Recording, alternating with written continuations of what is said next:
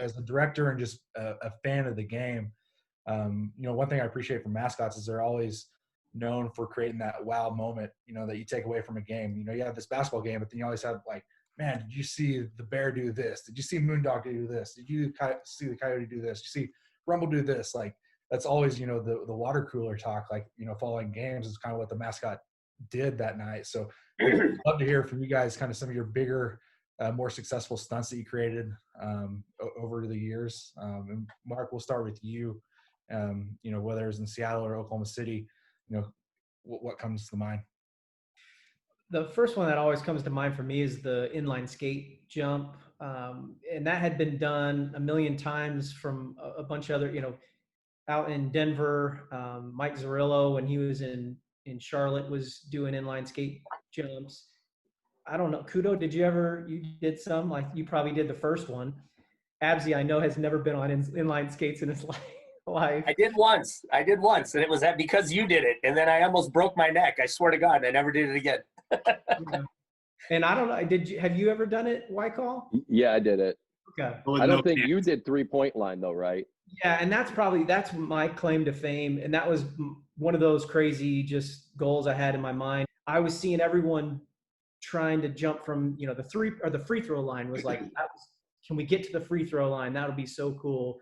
And everyone was coming up with different ideas on, like, you grab a rope and swing. The hardest part is getting the speed. So they like grab a rope and swing the mascot around and get them going down the court. And then finally, this bungee bowling idea came out where you start shooting people down the court with the bungee rolling on a round rolling trash cart. can bottom. Yeah, trash can bottom, and you smash into these pins. And the first time I saw that, I was like, that's how I can do it. That's how I can get the speed consistent and fast enough. So at that point, I just started working on how can I get to the 3-point line. Watch with inline skates launched by slingshot off a ramp and goes, 20 feet in the air and finishes strong at the cup. Watch him. Whoa, no, he takes off from the top. He's 23 feet out. That's 23 straight away. 23-9 is unbelievable. Finishes strong. Taylor's the one who really pushed me with a lot of that stuff. Because when I first started out, I was just doing a little ladder with signs. And this kind of actually helped me with my careers, because I loved it when guys would do what I was doing, because then it made me think outside the box again. If nobody's copying you, then you're either not doing something right or not good. And when they do copy you, it pushes you to do something different and better and keep moving forward. And Taylor had done that, because I did a little ladder and he comes out and does it. I did a bigger ladder, he comes out and did it. And then I thought, well, shit, what do I do? So I did a handstand. And I thought, okay, that'll hold for a little bit. And it lasted just a little while before he came out and did a handstand. And then I was like, well, now what do I do? So I went and I did a one-arm handstand. And the last one I did is I was leaning over, trying to find my balance. And you guys can attest, I was so focused on trying to find that balance point. And I always call it, they always talk about the focus, and how everything comes in. And so many times that happened for me. And once again, it kind of focused in. I was looking at the ladder. I couldn't hear the crowd. I'm leaning over, and I didn't feel a thing until all of a sudden my ligament in my shoulder just popped, and my shoulder popped out, and I fell and grabbed with my left hand, and I came down with my arm in my like this, and I shoved it in my shirt. That was the last time I did it, because then after that, because I never got it fixed, anytime I went over to pivot, it would just pop out. I don't like hearing about the successes, though. I want to hear about your failures, John, like the time when you started to belay but were on the wrong end of the rope, or started to rappel and you were on the wrong end of the rope and almost killed yourself. Those are the good ones. I had the best guardian angel ever. Back when we could rappel, again, as I remember, I used to go upside down, and I used to use a dynamic rope all the time. A static rope all the time.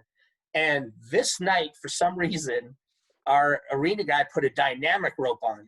A dynamic rope stretches. Static doesn't. So I would always come flying down to the court, upside down, and I'd have my rope right here. And just before I'd hit, I'd pull, and it would stop me about a foot above the court, and I'd flip over to my feet, and I'd be good. Well, I'm hauling down, and as I pull the rope, my head went right into the floor and knocked me out. And I remember, so you know how far into intros, you know, they announce you, and I'm laying there, and I wake up, and we're almost done with intros. We went through about 8 guys, and the thing that killed me is nobody came over to check on me. It was like, and I remember I got up, and I look around, and I went like this, like, am I okay? And I'm like, oh my hell. And yeah, but cooled me like that. And I was going to say, what about the time you did the splits in the middle of the court, right at the end of was that happened in Sioux Falls too. Yeah, I had food poisoning. We'll just go from there. Oh, sure, you had food poisoning. We did. We go out, we do our timeout, we go in the back, and we'd both be in the bathroom. We'd go out, and we were doing this all night long for a game. It was the longest game in the world. And the end of the game's coming, and it's a close game, and I'm sitting there, and I hold up my signs, and I jump up, and I do the jump splits, and my, you know, your butt bone, you know, hits the floor, and it just happened. And I remember I stood up, and I looked around, and instantly you kind of look at the floor like, is there anything on the floor? So, yeah, so we went in the back, and I remember sitting there, and John Ettram from the Skyforce came in the back, and I'm taking off my stuff, and I'm laughing, and I'm telling Luke what happened, and he's like, you're not bringing that home, leave it here. And I'm like, okay. So I'm halfway undressed, and John comes running in and said, hey, we went into overtime, we still need you. And I was like, look, you know, how do you look at this guy that flew you in, he's a general manager, and go, I just crap myself out on the court. So I tell him this, he's looking at me for a moment, and he goes, can you just ride the motorcycle out? And I said, but that means I got to sit. I was like, so yeah, that was bad. I was never like a crazy stunt guy. But I did do so my stunts were always centered around a skit. So like I did one time that was, it was around the Olympics time. And so Coyote was going to do break a world record for jumping rope on stilts. So I thought, I'm just going to go out and I'm going to do it. And if we said the record was, I don't remember, 15 or so. And if I hit 15 times, we'll say yay. If I don't, well, I fell, and that's going to be funny too, right? Let's just see what happens. But I hit the 15. So yay, we do this little bit. And so I said, if I finish though, as I'm walking off, I'll fall. So the bit is now I can't even walk on stilts, but I just broke the world record for doing the jump rope on stilts. So as we're walking, I'd sort of do a pratfall, but at 4 feet higher than normal, when you sort of do your typical pratfall, the momentum I got going was a little more than I wanted. And so it turned me to the side. Anyway, I hit like this, and it put my shoulder right out, just knocked my shoulder out of socket. And I was stuck there like, so fortunately, the guys already knew I couldn't get myself up on 4 foot stilts. They were going to pick me up. But yeah, so I just went off the court like this with a dislocated shoulder. I dislocated it again doing a behind the back shot from 3/4 of the court. So I think I dislocated this one twice and maybe this one once, all doing Coyote.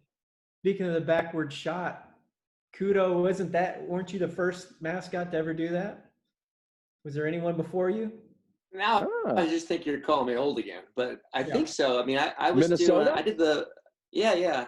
Well, I did that in the Metrodome days. That's like in 1965. 1989. I was doing forward ones for a while, and I think the VP was kind of pushing me one time, and he's like, "Can you do that?" And I was like, "I can try." I don't know. You know, when I came across some old videos just about 2-3 weeks ago during this quarantine time, and I was like, "Oh, these are great." And some of my kids haven't seen some of my Seattle videos, so started good content there, Marc. You made my day 3 times. Oh yeah. And it was just like. My kids were just like, Dad, what happened? Why you were so great in Seattle? What happened when you got to Oklahoma City?